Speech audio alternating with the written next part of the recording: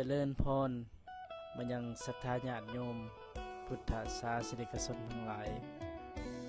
ข้าน้อยเนื้อธรรมภาพต่างหนา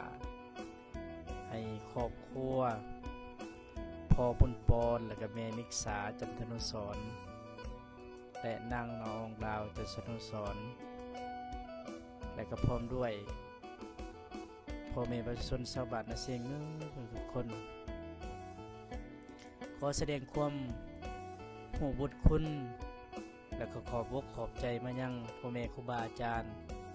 และศรัทธาญาติโยมพุทธศาสนิกชนทั้งหลายที่ได้เมาห่วมงานบุญพิธีถวายผ้ากฐินสามัคคีอยู่ที่วัดพรหมศิลาบ้านนาเซงนครไกรสอนภูวิหารแขวงสะวรรณเขตในมื้อวันที่11ตุลาปี2025ในมื้อนี้ก็มีเจ้าภาพเจ้าศรัทธาและก็พ่อแม่ครูบาอาจารย์ได้ประกอบส่วนเป็นเจ้าภาพจองห้องกำแพงวัดมีพระมหาบุญญรัตน์วิชุทโธจำนวนเงิน6,500,000 กิและก็ครอบครัวทานดาราวันนางเทวีโพธิกุมาร6,700,000 กิครอบครัวพออุดรแม่เดือนพันธวงศ์6,700,000 กิครอบครัวนางคำตันจันสนะพร้อมอ้ายเอ้ยน้องหมดทุกคน6,500,000 กิครอบครัวทานคำเผื่อนพิระวงศ์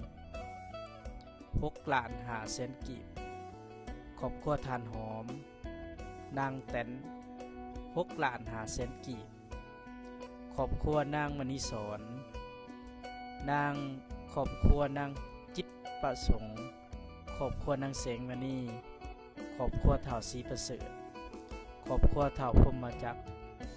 ไสยจักร6,500,000 กิครอบครัวทานทิวแสงประจันทร์6,500,000 กิครอบครัวทานสุขสวรรค์สีทองและนางแหล่จำปาสวรรค์6,500,000 กิและก็มีเจ้าภาพเจ้าศรัทธาพุทธศาสนิกชนทั้งหลายได้ร่วมในงานบุญดังกล่าวได้ถวายจตุปัจจัยเพื่อสมทบทุนในการก่อสร้างกำแพงวัดที่ได้ดำเนินจัดตั้งปฏิบัติในครั้งนี้ที่นั่งบุทลสำเร็จเถื่อขอแสดงความขอบใจมายังครอบครัวทานสันติภาพภูมิหารและนางวีรวรรณภูมิหารพร้อมด้วยหมู่คณะเพื่อนมิตรสหายที่ได้ระดมค้นขวยจตุปัจจัยจำนวนหลวงหลายพอสมควรได้มาน้อมถวายเขาในงานบุญกฐินสามัคคีอยู่ที่วัดพรหมศิลาบ้านนาเซงนครไกรสอนภูมิหารเขตสะวรรณเขตของมื้อนี้และก็ขอบอกขอบใจมายังเจ้าภาพอาหารหวานข้าวโฮงทานและก็พร้อมด้วยครูอาจารย์นักเรียนทุกคนจะเป็นโรงเรียนประถมสมบูรณ์บ้านนาเซงและก็โรงเรียนชนเผ่าสามัญกินนอนชนเผ่าบ้านนาเซงก็ได้ประกอบส่วนนักเรียนและก็อาหารหวานข้าวต่างๆและก็โรงเรียนประถมก็ได้ประกอบส่วนนักเรียนและอาหารหวานข้าวต่างๆเขาได้งานพิธีงานดังกล่าวและก็หลายๆทานหลายๆผู้หลายๆคนที่เป็นเจ้าภาพอาหารน้ำดื่มน้ำปานะเขาในงานดังกล่าวถึงว่าจะบ่ได้เอ่ยชื่อเอ่ยนามบรรดาศรัทธาญาติโยมทุกท่านทุกคนก็ขอให้ทุกท่านทุกคนจงมีแต่ความสุขความเจริญสมความมุ่งมั่นปรารถนามีแต่อายุวันนะสุขภาพจนงอกงามในหน้าที่การงานกิจการงานต่างๆขอให้ราบรื่นบุญกุศลใดและคุณงามความดีใดที่ศรัทธาญาติโยมได้สร้าง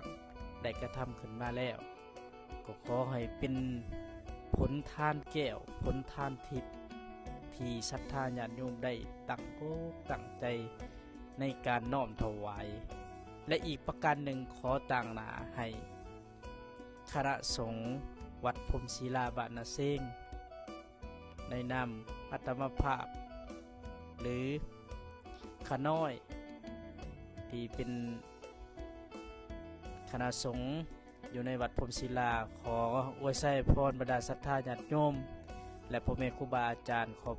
อบใจมายังพ่อแม่ครูบาอาจารย์และบรรดาศรัทธาญาติโยมพุทธศาสนิกชนจะเป็นต่างเมืองต่างแขวงและก็ต่างบ้านญาติใกล้ชิดมิตรใกล้เคียงทั้งหลายที่ได้เสียสละเวลาได้เสียสละตุปัจจัยในการถวายพิธีงานบุญกฐินดังกล่าวจนได้สำเร็จและเกิดดอกออกผลอย่างจบงามขอน้อมนมัสการขอเจริญพร